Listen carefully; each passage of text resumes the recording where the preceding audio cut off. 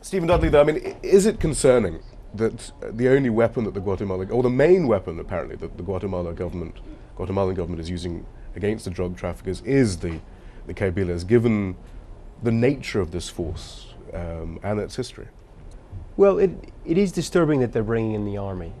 The army will have a very difficult time dealing with drug trafficking issues because they're not trained to deal with drug trafficking issues. They're trained to deal with armed conflict. So the real emphasis should always be put on the police. Having said that, Guatemala and many other countries in Central America have an incredibly hard time controlling the penetration of the police by drug trafficking cartels and criminal organizations in general.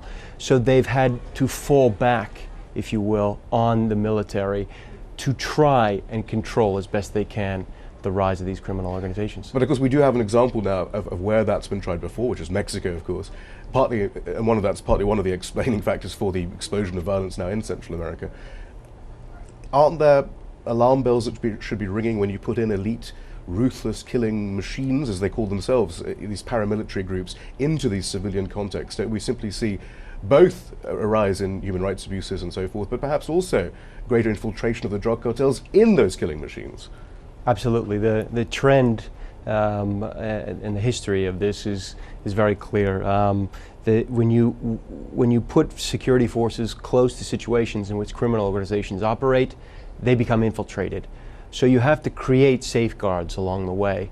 You have to create safeguards in the way that you train these troops. You have to create safeguards in the way in which these troops operate. In other words, for example, you may add a prosecutor to certain units to make sure that there are any deaths that occur around an action by one of these groups. A prosecutor from the Attorney General's office is there on site to be able to affirm what has happened, that the army, whatever the army says has happened, and those are the sorts of safeguards. And is any of that happening, though?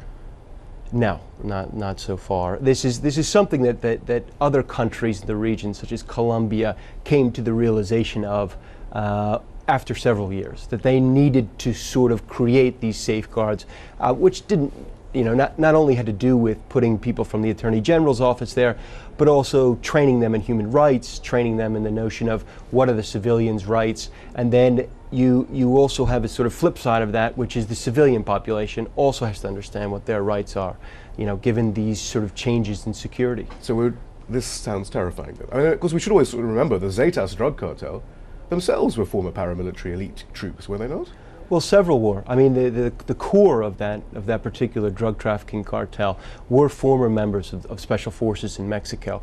It is terrifying, but at the same time, many of these countries have reached the point where they're so desperate that they're willing to accept or try anything in front of them, and that has been clear on the two instances in which they've called state of sieges in Guatemala. They have both been popular in the sense that there was a popular response of saying, yes, we were happy to have the military there, if albeit for a short amount of time. But I mean, you say any kind of response that's put before them, isn't the problem is that the only response being put for in front of people is the crackdown. And as we've seen, all that does is spread the violence, spread the corruption, spread the destabilization, as long as the fundamental issues of demand and supply and so forth and consumption aren't sorted out. You can kill as many cartel members as you want, but they're going to be replaced because it's so lucrative. So is it just simply, doesn't there have to be some other regional approach perhaps that needs to be looked at?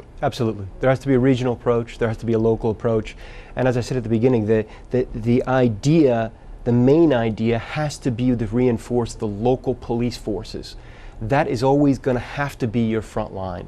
And so if you are able to do that over a long period of time, even if you have a stopgap measure of putting in the military temporarily, then that is going to provide you, at least on the security forces side, with the type of base you need in order to slow the growth of these criminal organizations from a security point of view. But you always have to have the social aspects. You have to, create more schools. You have to create more education, more employment opportunities.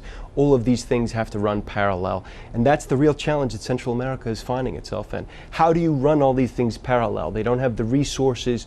They don't have the skills. Well, and if they do try, they tend to be overthrown by the landowners and the oligarchs. They're and running. The U.S. government tacitly supports it.